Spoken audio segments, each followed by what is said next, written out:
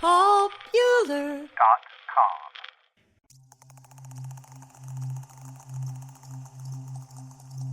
The report that my wife had urged me to take out $10,000 life insurance is absolutely false, said Paul V. Southard, husband of the woman now in jail in Honolulu, accused of the murder of a former husband in Twin Falls, Idaho, and suspected of the murder of 3 other husbands, an infant, and a brother-in-law, 6 in all, in a statement which he made last night. Southard, a chief petty officer in the Navy, is a clean-cut, fine-appearing young man. He has been hit hard by the shocking accusation against his bride of 6 months, which, as he said, came like a bolt from the sky, but he emphatically declares his faith in her innocence and his determination to stand by her in her great trial. Quote, "She has always proved a good, true wife to me. I never had any reason to doubt her in any way. I have absolute confidence in her innocence and am sure that she will be cleared when she's brought to trial. Mrs. Southard has been in very poor health since we came to Honolulu. The change in climate has seriously affected her, and she's now a very sick woman. I want to have her taken back to Twin Falls as soon as possible. She has waived extradition and is anxious to go back and face her accusers. If it would expedite her return, I'd be willing to pay the expenses of an officer to take her from here to the coast. If I don't get her out of jail here in her present condition, I do not believe she will live to stand trial." Unquote. Southard has seen his wife in her cell several times since her arrest. He says that she has almost collapsed from the shock of her arrest, and she vows her innocence of any wrongdoing, and that she wants to go back to Twin Falls as soon as possible for trial. She does not want legal advice here and will not oppose extradition to Idaho. A report emanating from the city jail yesterday to the effect that Southard had said his wife had urged him to take out $10,000 life insurance and published last night was vigorously denied by Southard. Quote, "I do not carry any life insurance, and Mrs. Southard never mentioned it to me. What would she think if she saw that in the paper? She might believe I had turned against her. Please say in the paper that it wasn't true. I believe in my wife. I have absolute confidence in her innocence, and I'm going to stand by her through everything." Unquote.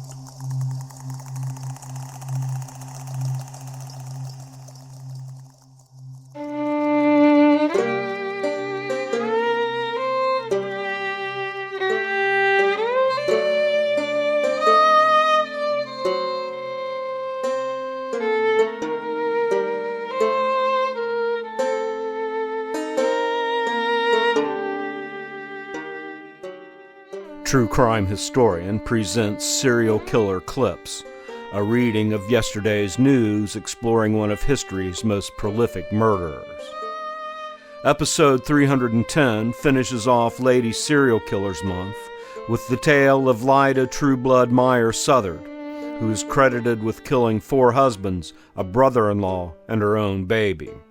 Along with her sordid marital history, this tale has the bonus of a daring prison escape and a 15-month flight from justice. I'm true crime historian Richard O. Jones, and for your entertainment and indignation, I give you The Flypaper Poisoner, the Lady Bluebeard, Lyda Southard.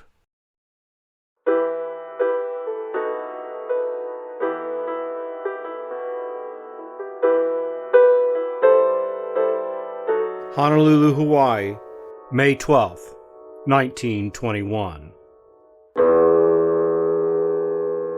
The law's arms stretched from Idaho to Honolulu today, and took within its folds a woman who, if the allegations are substantiated, stands foremost among her sex in the criminal annals of this country, in that she is suspected of the murder of 5 men and her own baby. Of the 5 men, 4 were husbands, and 1 a brother-in-law. The woman in question is Lyda Trueblood, who was arrested at Honolulu on instructions given by Deputy Sheriff V.H. Ormsby, detailed to the work by Sheriff E.R. Sherman of Twin Falls, Idaho. She is specifically charged under the name of Lyda Meyer with the murder of her fourth husband, Edward F. Meyer, at Twin Falls, September 7, 1920. The complaint was issued at Twin Falls April 23rd on instructions given by prosecuting attorney Frank L. Steffen. Extradition papers are now in the process of making and will be presented to Governor Davis tomorrow. Sheriff Sherman will probably be detailed to carry the papers to California, and Deputy Sheriff Ormsby, at present in Los Angeles, California, will be sent to Honolulu to take charge of the woman and bring her back to Idaho for trial. Action looking toward the arrest of the woman was based upon reports made to prosecuting attorney Steffen by Herman Harms, state chemist of Utah, at Salt Lake City, and Edwin F. Rodenbaugh, state chemist of Idaho, at Boise. Miss Trueblood, also known at different times within the last 9 years as Mrs. Dooley, Mrs. McAfee, Mrs. Lewis, and Mrs. Meyer, is alleged to have killed her husbands and her brother-in-law by a slow poisoning process, employing similar methods in each case. She is alleged to have starved her baby to death. The woman, according to Deputy Sheriff Ormsby, married Vincent Southard of the USS Chicago November 20th last. Southard was in her company at the time of her arrest. The woman is alleged to have poisoned her husbands so that she could collect insurance on their lives. She is known to have received at least $9,500. In one case, she failed to collect on account of the policy having lapsed, while in another case she is reported to have feared arrest and did not seek the $10,000 from an insurance company. Prosecuting attorney Steffen alleges that the murders were premeditated and that the woman's greed for money outweighed her love for home, husband, and child, and that she expected to leave no suspicion regarding her actions due to the carefully laid plots to get rid of her victims. In each instance, the woman is alleged to have demonstrated diabolical cunning to a remarkable extent to avoid the finger of suspicion being pointed at her. It is alleged that she obtained poison from common brown flypaper. The flypaper contained arsenic, and it is alleged she dipped the paper in water, which immediately absorbed the poison. The woman is then alleged to have administered the poison either in drinks given to her supposed victims or in food served to them. With public comment or gossip concerning the deaths of the men implicating Miss Trueblood being generally in evidence in Twin Falls, she left there for Los Angeles. The comment was cemented into action with the new administration coming into power in Twin Falls in January of this year, when prosecuting attorney Steffen immediately bent his efforts to determining how Miss Trueblood's husband's brother-in-law and baby came to their death. Mr. Steffen caused the exhumation of the bodies of the alleged victims. The stomachs and other organs were forwarded to state chemists of Utah and Idaho for analysis. They report the presence of arsenic in the stomachs of all 5 of the men. Physicians in attendance upon the alleged victims certified death as being due to other causes, but it is now asserted by the prosecuting attorney that the men unquestionably were poisoned. Miss Trueblood is 28 years old, having been born at Keatsville, Missouri in 1893. Her parents are Mr. and Mrs. W.J. Trueblood, who now have a farm at Kimberly near Filer, Twin Falls County, Idaho. She was married to Robert C. Dooley at Twin Falls, March 17, 1912. Dooley, who was a farmer near Filer, died October 1, 1915, in the Boyd Hospital at Twin Falls. Dr. H.W. Wilson, the attending physician, certified death to be due to typhoid fever. The body was buried at Keatsville, Missouri. A joint insurance policy covering the lives of Robert C. Dooley and Lyda M. Dooley, his wife, in the sum of $2,500, naming the survivor beneficiary, was taken out with the Idaho State Life Insurance Company. The face of the policy was paid to Mrs. Dooley. The second plunge in the matrimonial pool was made by Miss Trueblood about June 1917, at a place unknown to the authorities, when the woman became the bride of William G. McAfee, a waiter at Twin Falls. The Idaho State Life Insurance Company issued a policy on the life of McAfee with his wife as beneficiary on June 12, 1917. McAfee died at Hardin, Montana, October 22, 1918, and was buried at Twin Falls. The woman is said to have reported that the death was caused by influenza and diphtheria. There is no certificate of death written by a physician available. The woman's third trip into matrimony was recorded when she became the wife of Harlan C. Lewis, an auto mechanic and truck agent of Billings, Montana. The ceremony was performed in Denver, March 10, 1919, with Henry Bray, Justice of the Peace, officiating. On June 14th of that year, Lewis applied to the New World Life Insurance Company at Billings for a $5,000 policy of life insurance. Lewis passed a good physical test, and the policy was issued. On July 6, 1919, less than a month after the issuance of the policy in which his wife was named beneficiary, Lewis died at Billings and was buried there. A certificate of death signed by Dr. James I. Wernham of Billings was to the effect that Lewis died from acute gastroenteritis.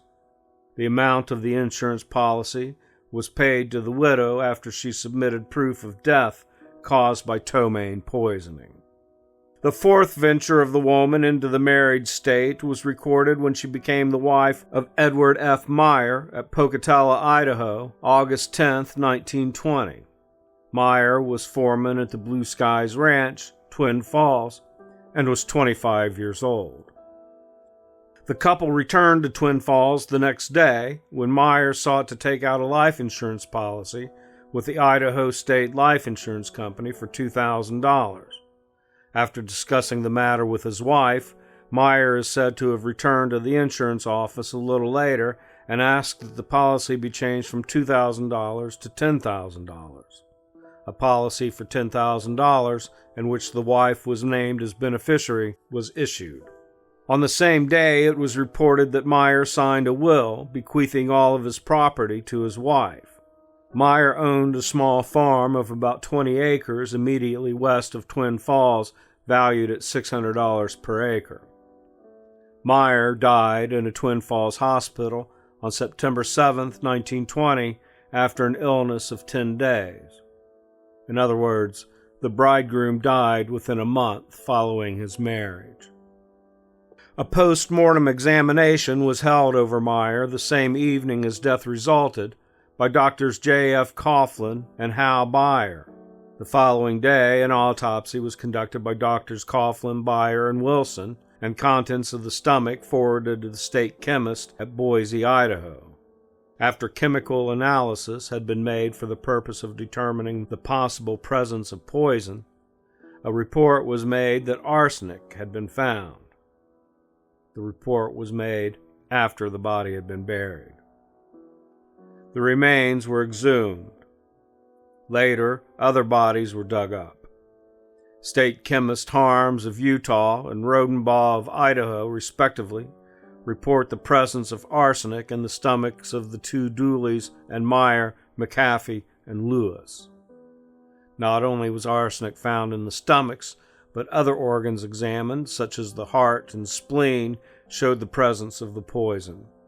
This, according to the medical men, establishes the fact that before a body could be saturated with poison, it must have been consumed regularly, possibly at every meal. In some instances, the husbands of the woman died within a few weeks after taking out insurance policies on their behalf. The prosecuting attorney will seek to show on this evidence that the woman administered the poison at regular intervals to her victims, who went to their death slowly but surely at her hands. In addition to the allegation that she is responsible for the death of her 4 husbands, the woman is also accused of having poisoned Edward Dooley, the brother of her first husband. After she and her first husband had taken up the residence on a farm near Filer, Edward Dooley lived with them. Edward, with his brother Robert, took out a joint insurance policy on their lives, naming her beneficiary. Edward Dooley died on August 9, 1915, after an illness of about 10 days' duration.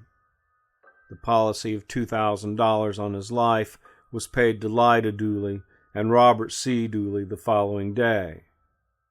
To Mr. and Mrs. Dooley there was born a child.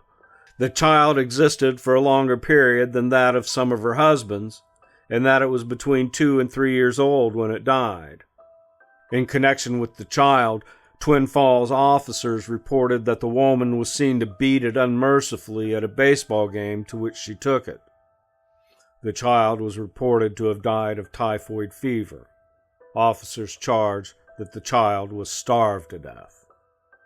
The statement that the woman is alleged to have murdered her husband's brother-in-law and baby in identical manner is supported in a report made by the authorities that a quantity of poisoned flypaper was found in the ranch house in which Edward F. Meyer and his wife Lyda Trueblood lived. The authorities also reported that similar flypaper was found in the house occupied by Harlan C. Lewis and his wife Lyda Trueblood at Billings. Lewis and his wife rented a part of a house from Mrs. Chara Cody at 104 North 30th Street, Billings. The other part of the house was rented to Mr. and Mrs. Ivan F. Toombs. Toombs and Lewis were partners in the four-wheel drive truck agency. Toombs has been living in Salt Lake, but is contemplating removal to Butte, Montana, to conduct an agency. At the Billings home, the authorities report that some of the residue of pulp of poisoned flypaper, together with a quantity of new flypaper, was found. The pulp was discovered secreted in a barrel of rubbish in the cellar of the house, while the intact paper was found secreted under paper covering the bottom of a dresser drawer. Flypaper pulp was discovered at the Blue Lakes Ranch house, hidden much in the same manner as that in Billings.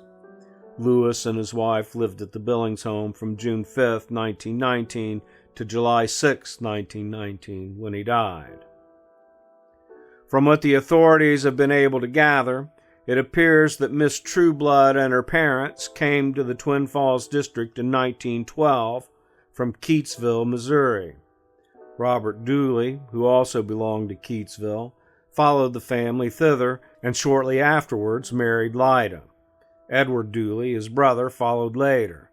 It would seem by this that Dooley and Lyda Trueblood were sweethearts in Missouri.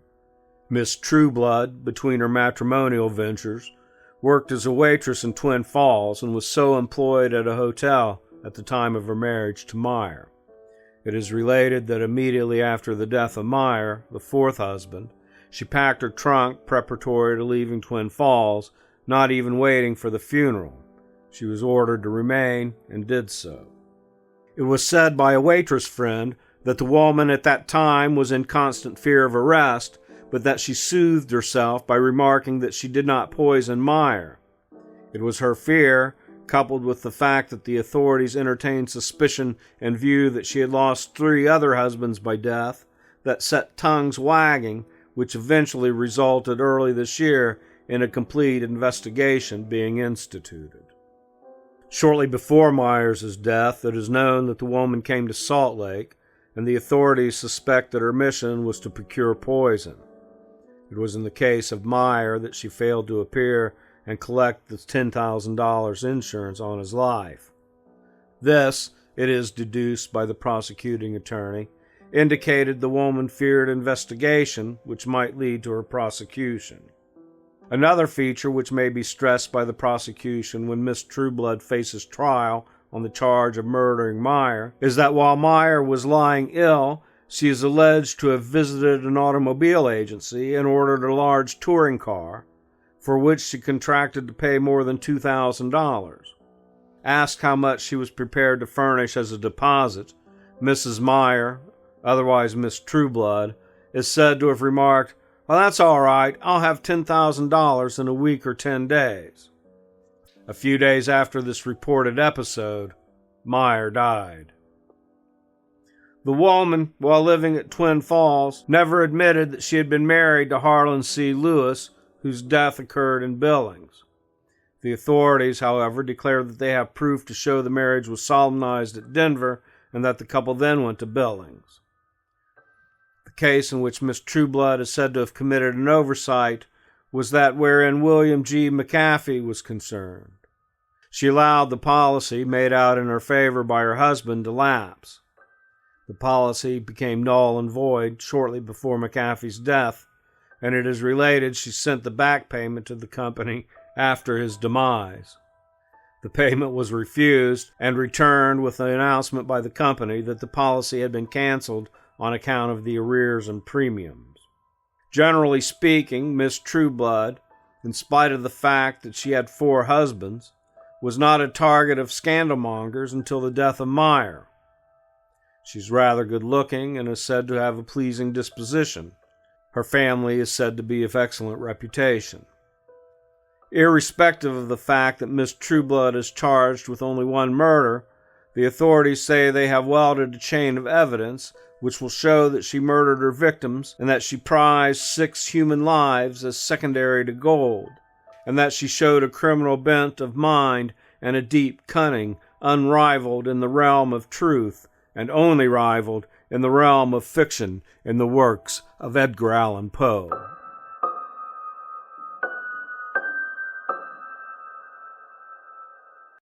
To avoid future commercial interruptions, visit us at www.patreon.com/truecrimehistorian. For as little as $1 a week, you can enjoy full access to the True Crime Historian Dusty Vault, exclusive episodes, and whatever personal services you require. That's www.patreon.com/truecrimehistorian.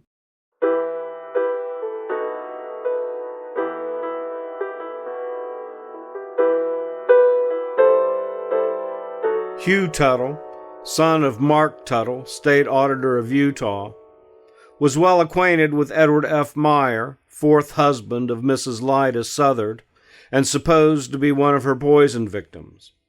He is convinced Meyer came to his death by foul means.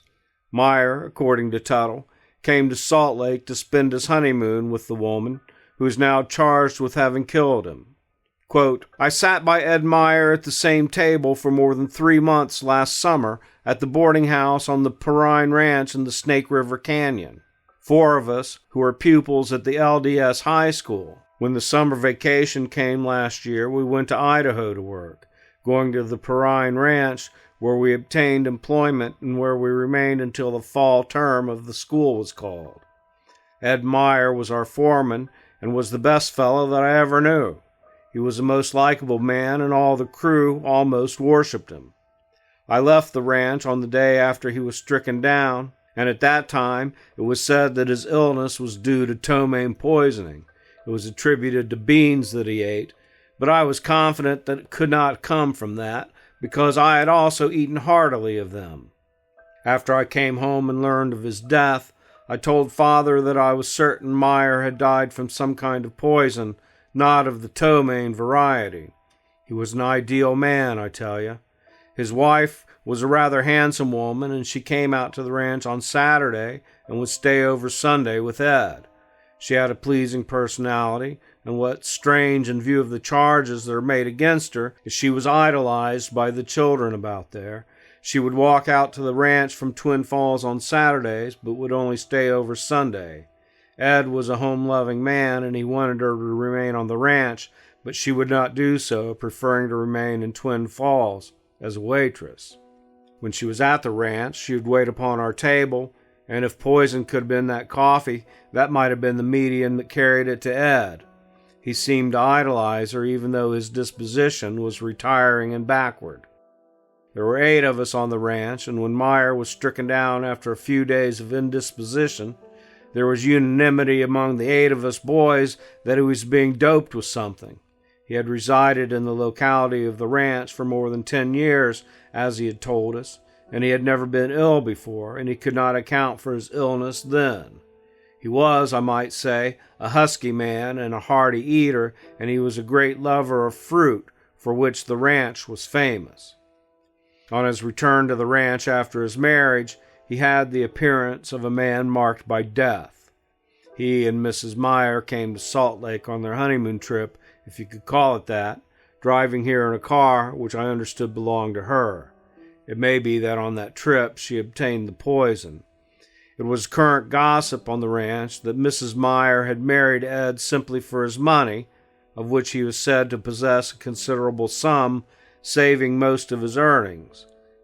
Then, too, he had a farm of his own, so that what came from that he saved. I know that Ed was deeply in love with his wife, and that was the general belief.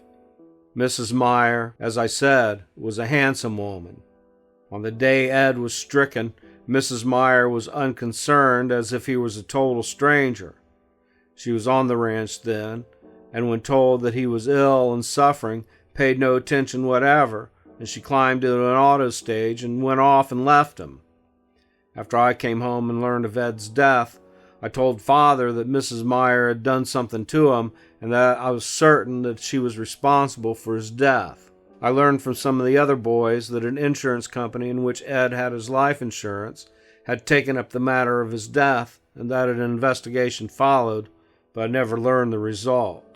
I am not surprised at the arrest of Mrs. Meyer, nor of the charges alleged against her. Honolulu, Hawaii, May 14, 1921. Mrs. Lyda Southard, the alleged feminine Bluebeard, said today she believes she is a typhoid carrier and that this explains the deaths of her 4 husbands and her brother-in-law. Quote, I'm innocent of any wrongdoing, but I do believe that I may be a typhoid carrier.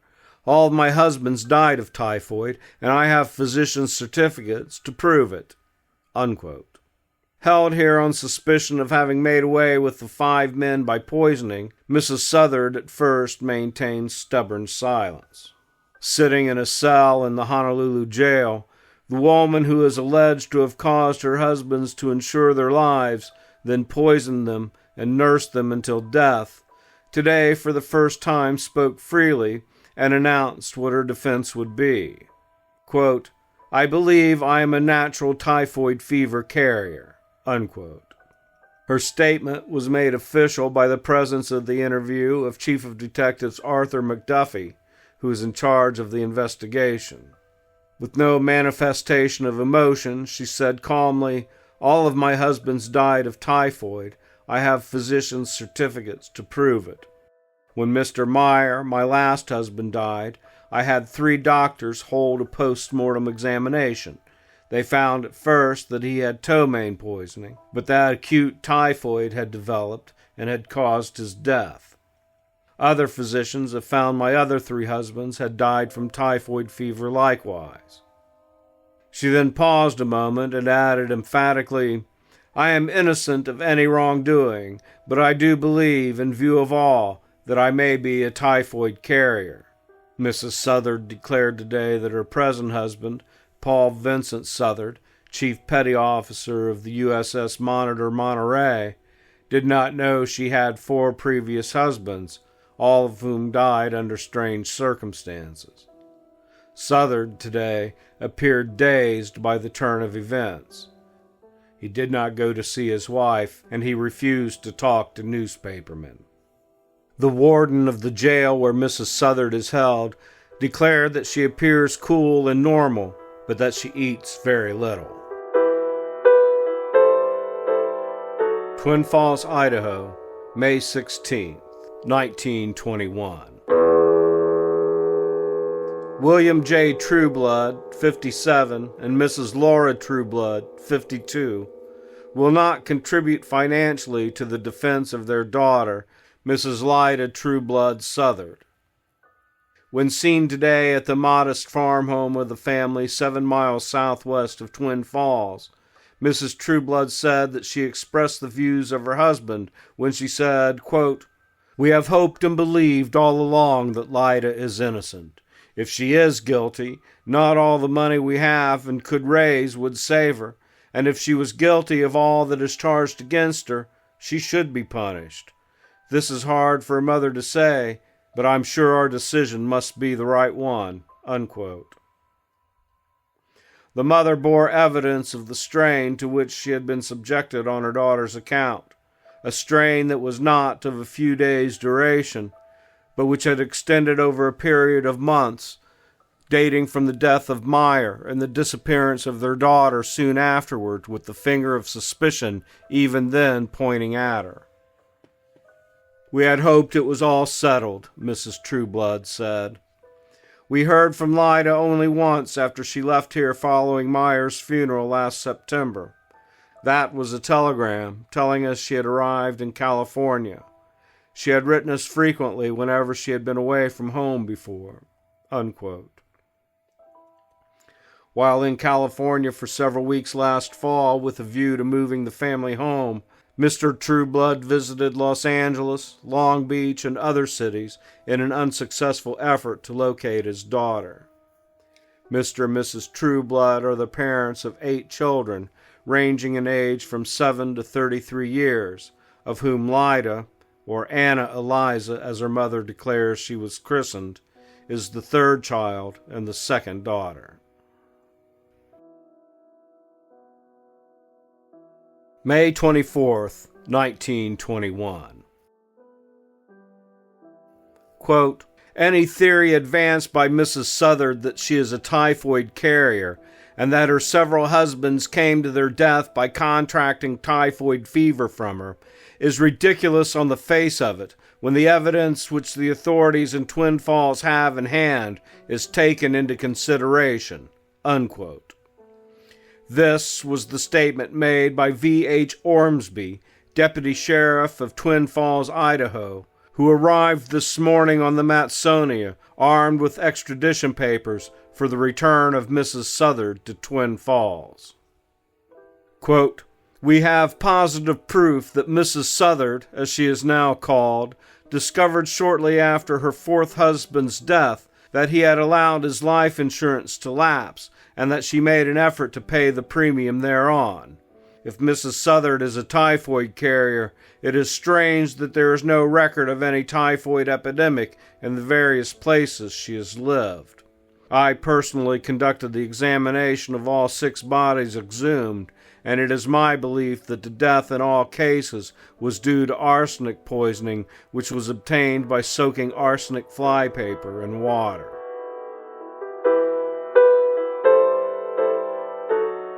Twin Falls, Idaho, June 11th, 1921.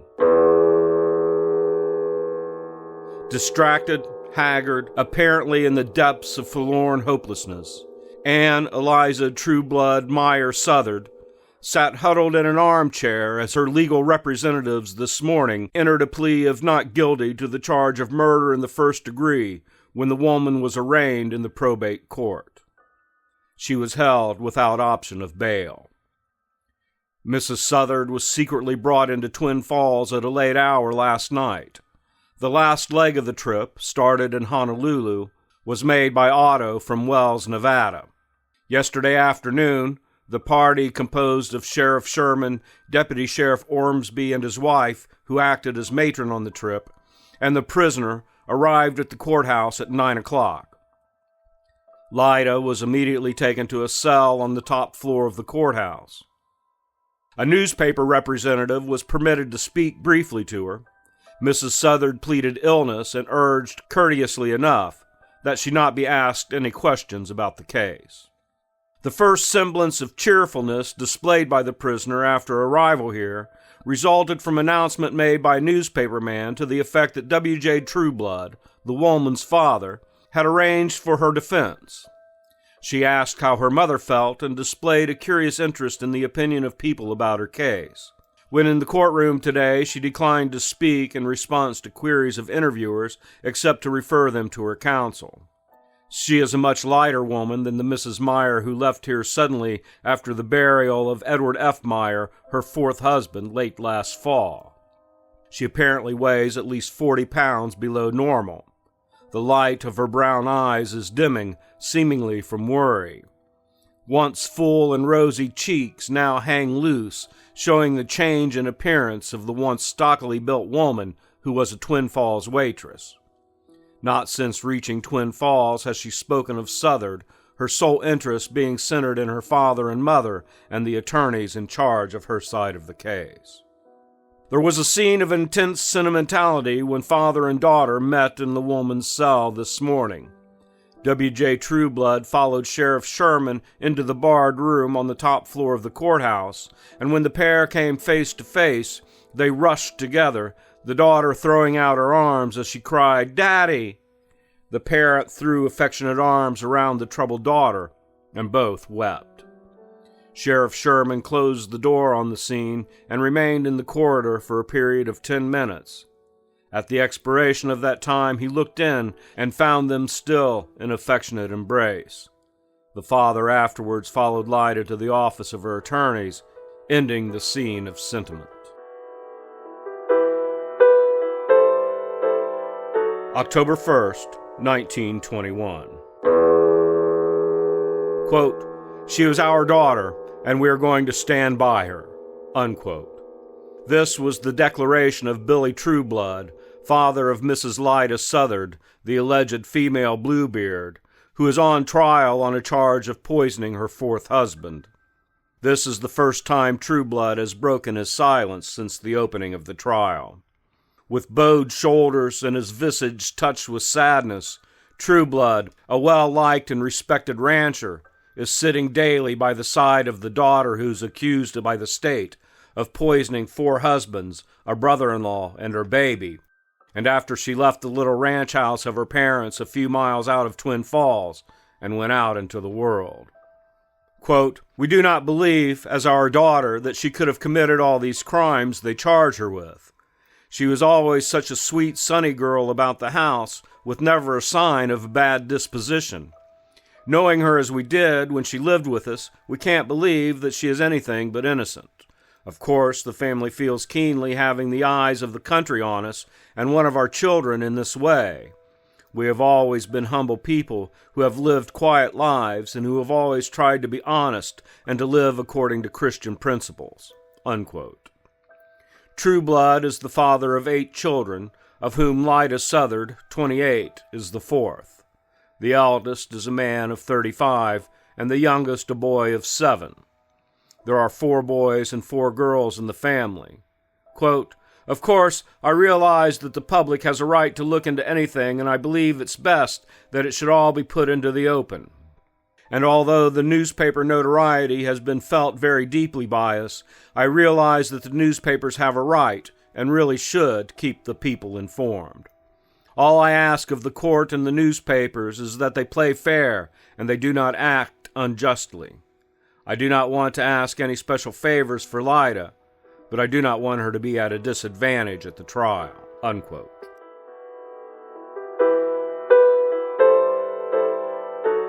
October 25th, 1921.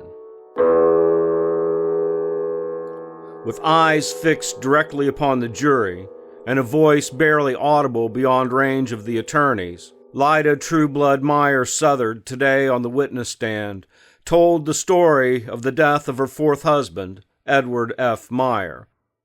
The calling of the defendant came as a complete surprise. A special recess of 10 minutes was asked for by attorneys for the defense for the purpose of conference. A witness previously asked for was being sought by bailiffs.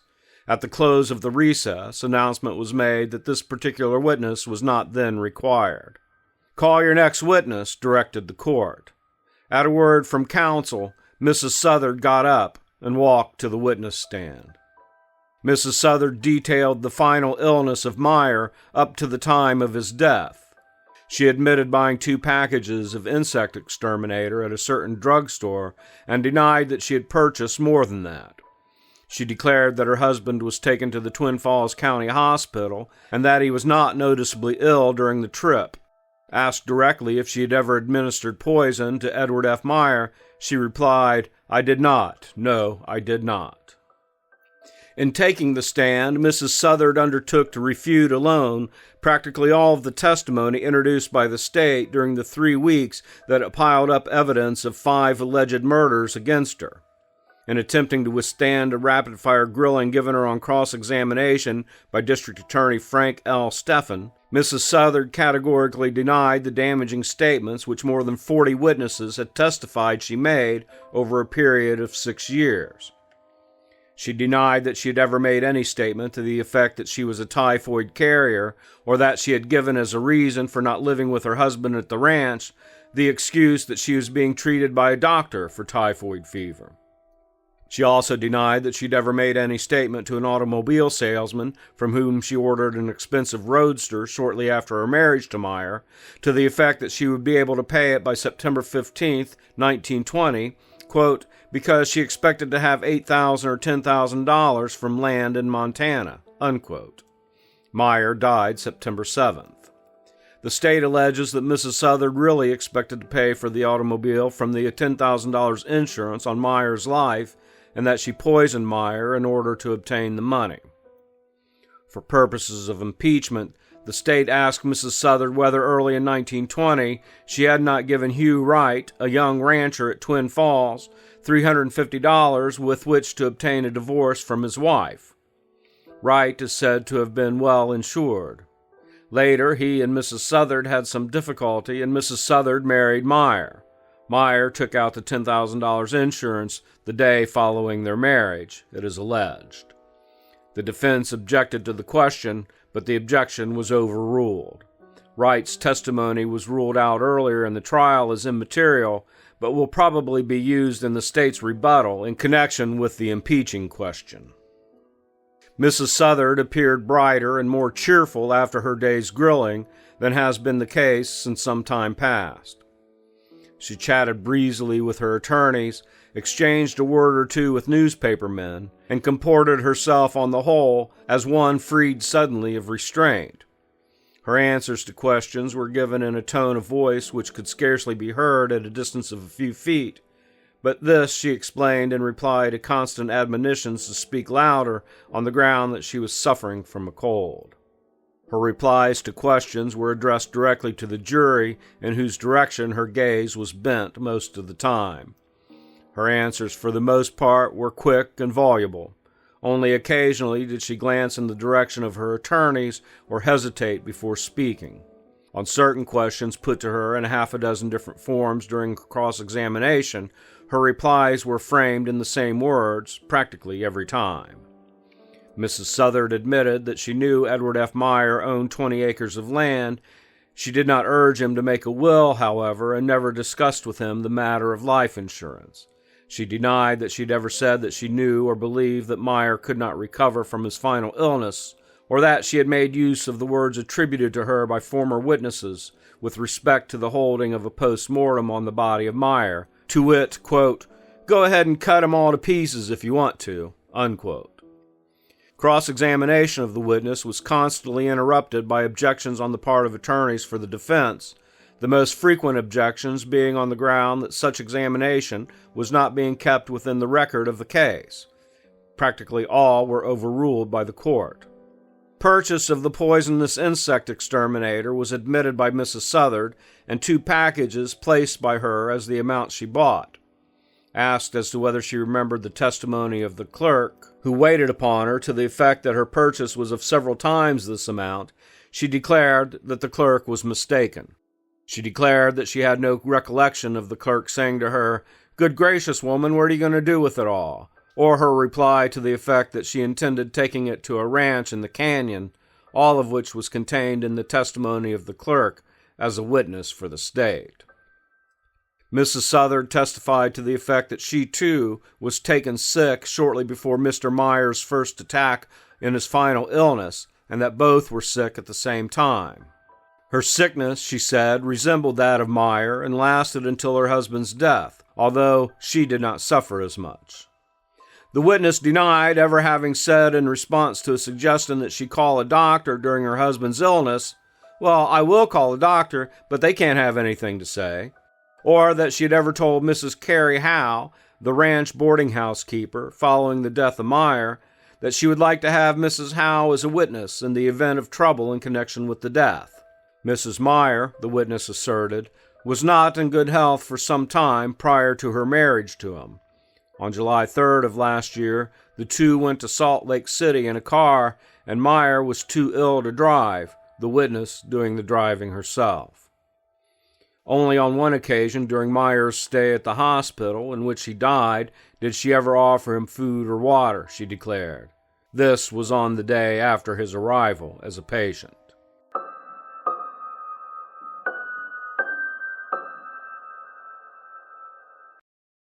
Enjoy ad-free listening at the Safe House, www.patreon.com/truecrimehistorian.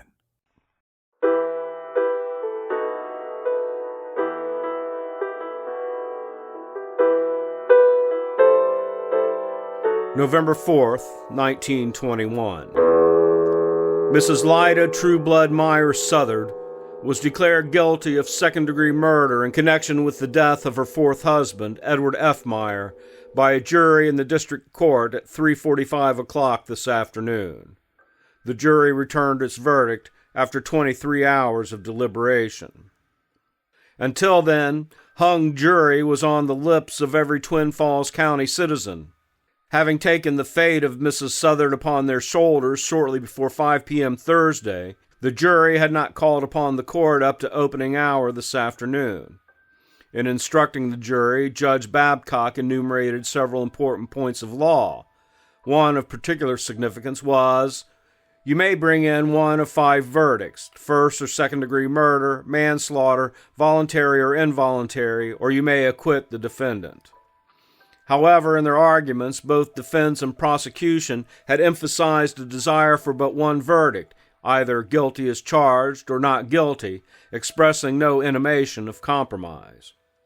Outstanding of District Attorney Steffens' remarks to the jury in citation of testimony of witnesses on both sides was the declaration, quote, "Remember, gentlemen, you are not asked to try the defendant except upon the Meyer case. The associated cases were laid before you only as an aid to the state in showing the absence of the element of accident or mistake. The charge, however, is as to the death, and the death only, of Edward F. Meyer." November 5th, 1921. Fear that Lyda Southard would carry out threats often made during the progress of the trial for murder, that she would find a means to evade the aims of the law, caused Sheriff Sherman, with the sheriff's matron, to make strict search of the convicted woman's personal effects in her cell. The woman herself was subjected to a strict scrutiny of an effort to locate weapons or other means of death. None was found. The convicted woman watched the operations of the officers with keen interest, finally asking what it all meant. When informed, she laughed outright, the first time she has displayed merriment since she was placed on trial. "Go as far as you like," she laughingly invited, and throughout the remainder of the search she jollied the officers and even aided in carrying out the scrutiny program. Mrs. Southard is alleged to have frequently remarked that if found guilty, she would never serve a day in the penitentiary. Her husband, Paul Vincent Southard, was closely closeted with Lyda on several occasions yesterday afternoon, and officials suspected that he might have provided a medium of frustrating the operations of the law.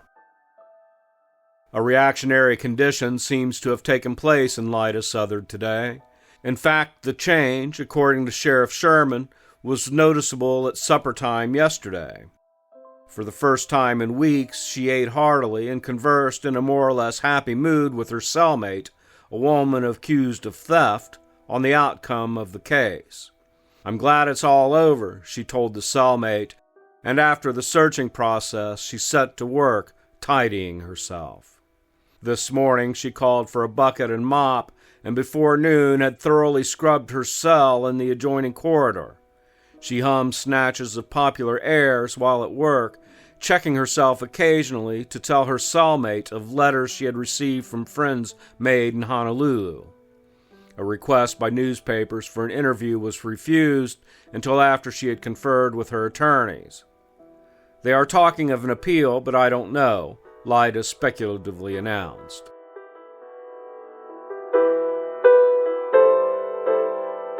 November 7th, 1921. In the presence of a crowded courtroom, Lyda Trueblood Meyer Southard was this morning sentenced to a term in the Idaho State Penitentiary of from 10 years to life. The defendant stood up, fixed her eyes upon the bench, and received the sentence without a tremor. Notice of appeal was filed by her attorneys, but a stay of execution of sentence was not asked, and it is considered likely that a commitment will follow in a few days. Mrs. Southard had packed up all her belongings about the county jail, and according to her attorneys, had expressed a wish to begin serving her sentence at once. Under Idaho law, the duration of indeterminate sentences is largely in the hands of the State Pardon Board. Mrs. Southard may or may not be given credit for good behavior. She may be released upon serving her minimum, or she may remain in prison for the balance of her natural life. On the other hand, action cutting the term to less than 10 years is within the discretion of the Pardon Board. Mrs. Southard appeared in court alone, except for her attorneys. Her husband left for San Francisco last night to resume his position as a petty officer in the Navy. Except for the addition of a black hat, the defendant had made no change in her costume. In appearance, she was pale, but not noticeably nervous. November 8th, 1921. Quote, "No matter what the verdict of the jury may have been, no matter what public opinion is, my conscience is clear with my God." Unquote. This is the opening remark of Mrs. Lyda M. Southard, sentenced to serve from 10 years to life in the Idaho State Penitentiary at Boise. Without manifesting any noticeable emotion, she continued, "I do not want a pardon. All I ask is vindication. From my earliest recollection, I have been taught to pray, taught to believe in God, that He was my refuge in the time of sorrow. In His own due time, this world will know that I am an innocent woman. My heart bleeds for my father and mother in this their hour of shame. In their aged years, their head is bowed, yet I feel they must know that I am innocent of the awful crimes with which I am charged. My heart bleeds for the dear boy who left here yesterday. Nothing which has been said against me has changed his love or faith. I only wish that every woman who has been saying things about me such as some have said have a husband as true as I. Any talk that I will kill myself is foolish. Why should I, an innocent woman, commit suicide? It would be a confession of guilt in the mind of many at least. I have nothing against Deputy Sheriff Ormsby. He has acted the gentleman at all times when he has had me in his charge. It was his sworn duty to do what he has done. I have nothing against Judge Babcock. He was fair. I think that wherever he could, he gave me the benefit of the doubt. Public opinion convicted me in the mind of many within 24 hours after I was arrested in Honolulu. Public opinion in Twin Falls had convicted me before I arrived here in the charge of Deputy Sheriff Ormsby. Public opinion had convicted throughout the nation before the first juryman was selected.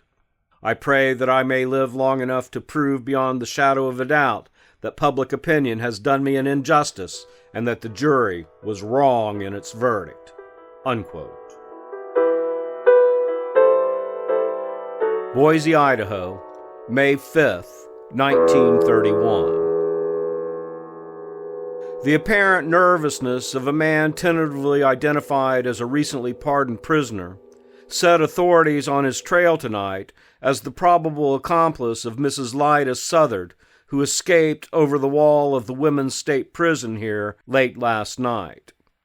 Mrs. Southard, serving a term of 10 years to life for second-degree murder, is believed by prison officials to have had outside assistance in her escape and flight.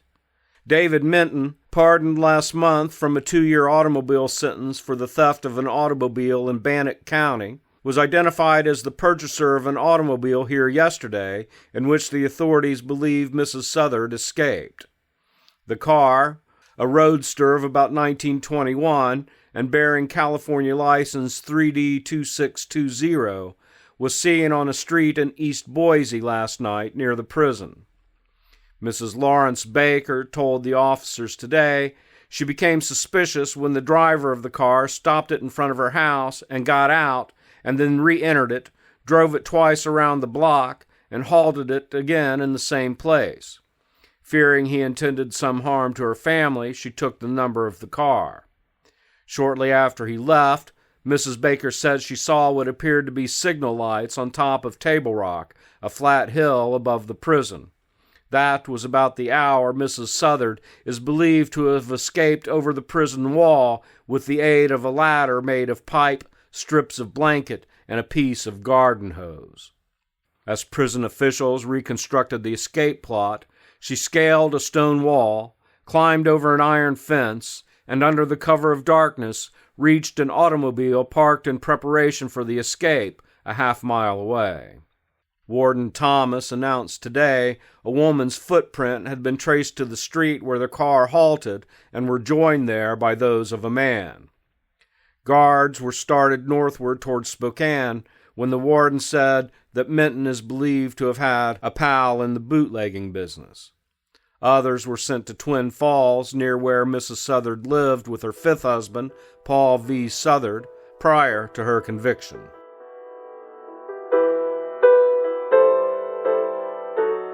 Topeka, Kansas, July 30th, 1932. Unarmed and apparently beaten and weary after a 15-month flight from the law, Lyda Southard, called the woman Bluebeard, surrendered without resistance to a detective today. Tipped from a source which he would not reveal that the woman was here in Topeka, Captain Morris Leonard, head of the detective department, set a constant watch over the post office, believing she would seek to receive mail. This afternoon, Victor Plants, detective, was on duty near the general delivery window, watching the face of each woman who inquired for letters. His attention was attracted by a shabbily dressed woman, furtive, apparently afraid, as she walked to the window. He approached and said, "You're Lyda Southard, aren't you?" The woman started, glanced about as if for a way to escape, and then replied, her voice low and weary, "Yes, I'm Lyda Southard. Did you want me?" Plants showed his badge, searched her for a weapon, finding none, and then took her to the police headquarters. She was calm and composed as they rode to headquarters, Plants said later, and spoke only once or twice. She seemed almost relieved, he said, that the long trail of flight had ended so abruptly. At headquarters, Captain Leonard, Plants, and others questioned her at some length, but received only monosyllabic answers, according to the captain. She readily admitted her identity again. After about a half an hour of questioning, she was turned over to the police matron and taken to a cell, where she at once laid down on the bed. She would see no one and talk to no one, the matron said. Captain Leonard checked the woman's fingerprints with those of the Southard fugitive and found them identical. Pictures of the convict were also likenesses of his prisoner, he said. Captain Leonard said she would be held pending word from Idaho authorities, who were expected to come here at once to return her to prison from which she escaped sensationally in April 1931, as she was serving a sentence after a murder conviction.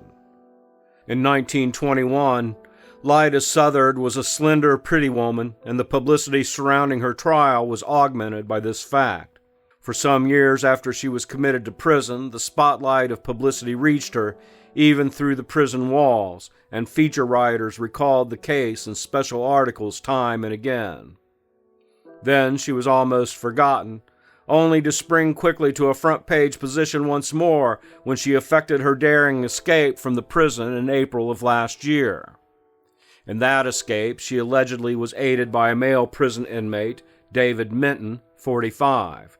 Police scoured the surrounding territory for days, and the alarm was broadcast throughout the nation in the weeks that followed. But she was never seen again until today, when Plants effected her arrest. That she was not alone when she drove away from the prison in that car parked there to await her, prison officials were certain. But today, officials said there was no one with her when she entered the Topeka post office.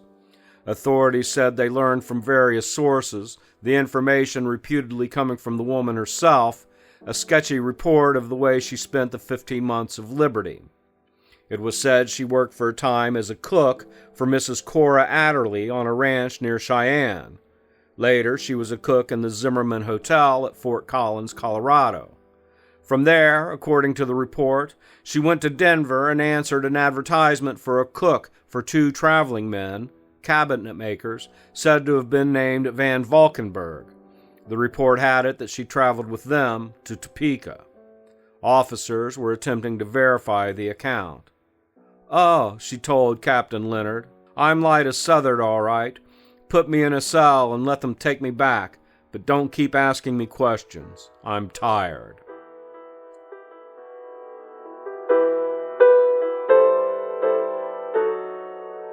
Denver, Colorado. Informed that Mrs. Lyda Southard, convicted slayer, escaped from the Idaho penitentiary, had been captured in Topeka, Kansas, Denver detectives disclosed today that Mrs. Southard had married her 6th husband here last March. Mrs. Southard married Harry Whitlock, an employee of the Hindale and Boltoff Manufacturing Company for the past 27 years. On July 15th, detectives learned, Mrs. Southard told her husband that her mother was ill in Akron, Ohio, and he put her on an eastbound bus, gave her money, and kissed her goodbye. Mrs. Southard came here with David Minton in March 1931, detectives learned, and spent most of their time here until Minton was arrested July 1st. He was charged with having aided Mrs. Southard in her escape. Detectives Harry Gentry and J.S. Turner, who have been working on the case for more than a year, traced Mrs. Southard to Whitlock's house, and on July 18th, they questioned him the greater part of the night. He told the detectives his wife never left the house without a bottle of poison in her pocketbook, and she kept another bottle of poison in her bedroom. Denver detectives, who wired Topeka authorities to arrest the woman, warned that her pocketbook must be seized before she knew they were officers.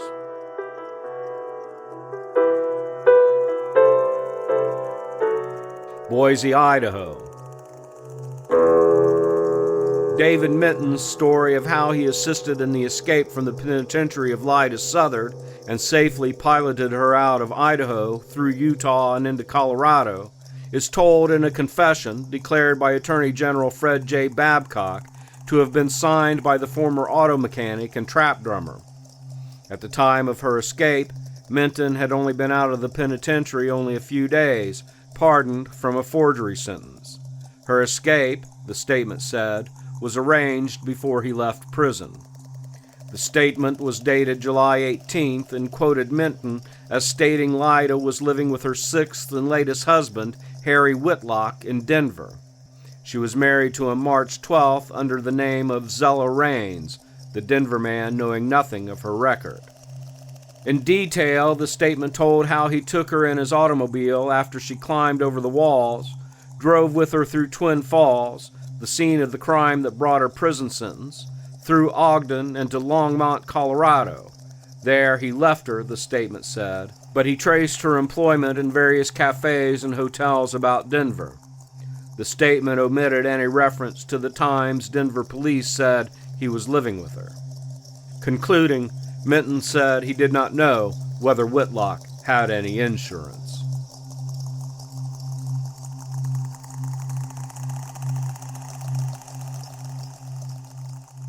Epilogue. Lyda Southard was returned to the Idaho State Penitentiary, from which she was released 10 years later. Her family later reported that on February 5, 1958, Southard's body was found naked in a Salt Lake City flophouse, completely hairless. The speculation was that while boiling the flypaper to extract the arsenic, Southard had slowly poisoned herself by breathing the fumes. Her body was secretly returned to Twin Falls and buried in a family plot under the name Anna E. Shaw.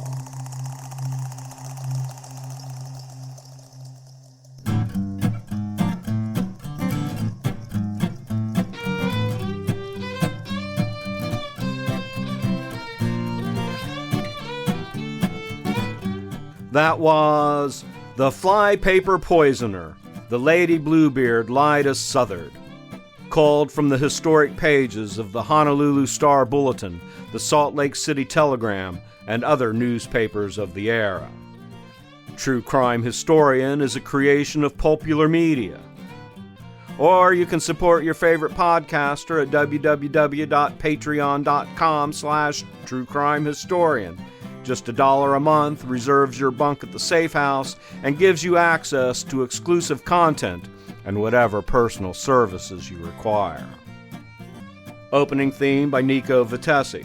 Closing theme by Dave Sams and Rachel Schott. Engineered by David Hish at 3rd Street Music. Media management by Sean R. Miller-Jones. And you know me, true crime historian Richard O. Jones, signing off for now.